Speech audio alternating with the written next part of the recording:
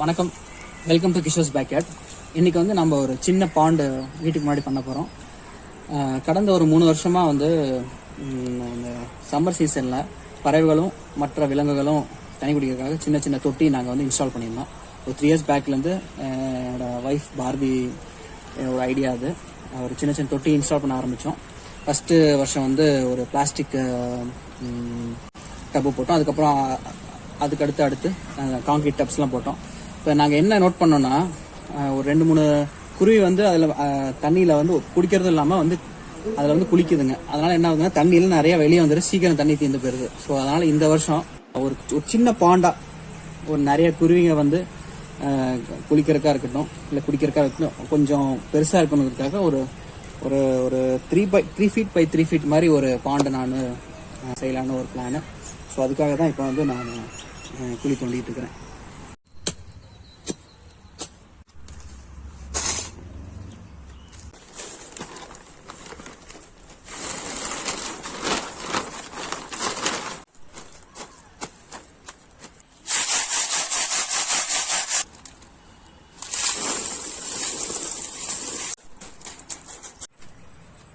Birds தண்ணி குடிக்கிறது bond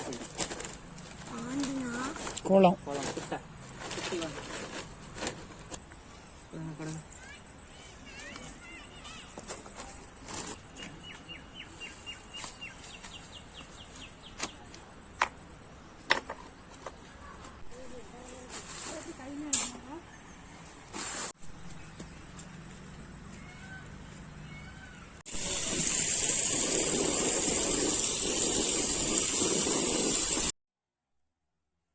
bond ready ஆயிடுச்சு.